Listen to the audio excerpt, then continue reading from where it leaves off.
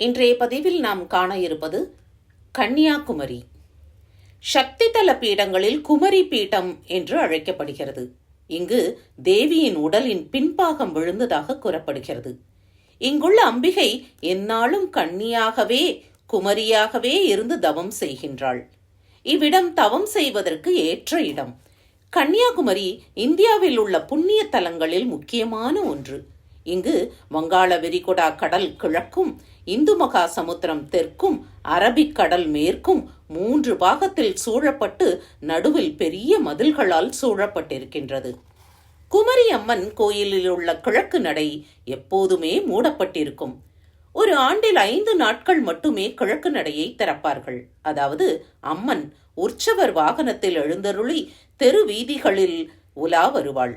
உலா முடிந்ததும் கோயில் திரும்புவாள். அது சமயம் கிழக்கே நடையில் இருக்கும் கன்னிகா தீர்த்தத்தில் அம்மனுக்கு ஆராட்டு நடக்கும். ஆராட்டு முடிந்ததும் கிழக்கே உள்ள நடை வழியாக உள்ளே எடுத்துச் செல்வார்கள். சிறிது ஆண்டுகளுக்கு முன்பு அந்த நடை தினமும் திறக்கப்படும். ஒரு நாள் இரவு ஒரு சிறிய கப்பல் அவ்வழியாக வடக்கிலிருந்து தெற்கு பக்கமாக போனது.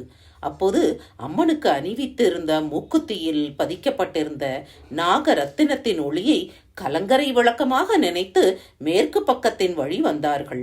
இங்குள்ள பாறையில் அந்த கப்பல் அடிபட்டு மூழ்கி போனது. அன்று முதல் அந்த கதவு மூடியே இருப்பதாக சொல்லப்படுகின்றது. அந்த நாகரத்தினத்தை அம்பாளுக்கு எடுத்து கொடுத்தது இங்கிருந்து 7 கிலோமீட்டர் தொலைவில் உள்ள அகஸ்தீஸ்வரம் என்ற ஊரில் நாடார் சமுதாயத்தைச் சேர்ந்த ஒருவராகும் என்ற குறிப்பு உள்ளது. ஒரு நாள் பனைமரத்தின் கீழே ரத்தினத்தை கண்டு எடுத்தார். அதனுடைய ஒளியையும் பருமனையும் கண்டு மகிழ்ச்சி கொண்டார். அந்த காலத்தில் பத்மநாபபுரம் என்ற இடத்தில் மகாராஜாவிடம் கொண்டு போய் கொடுத்தார்.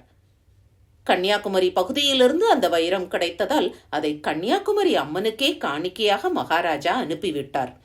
குமரி அம்மனுக்கும் இந்திரகாந்த விநாயகருக்கும் அபிஷேகங்கள், அர்ச்சனைகள், நைவேத்தியங்கள் முதலிய வழிபாடுகளும் நடக்கின்றன.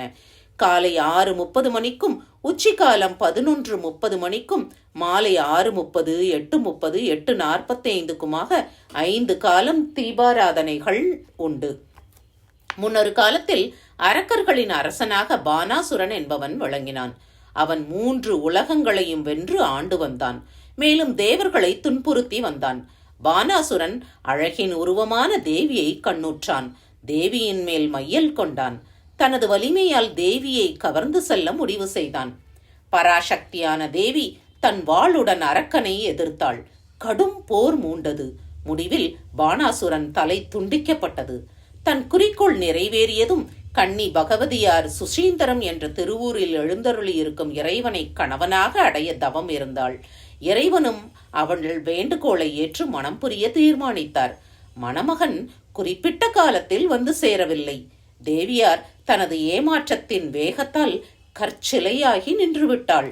ஆடி அமாவாசை, சித்திரை பௌர்ணமி இந்நாட்களில் குமரி கடலாடுதல் கிடைத்ததற்கரிய பெரும் பேரண பக்தர்களால் கருதப்படுகின்றது. மீண்டும் அடுத்த பதிவில் சந்திப்போம்.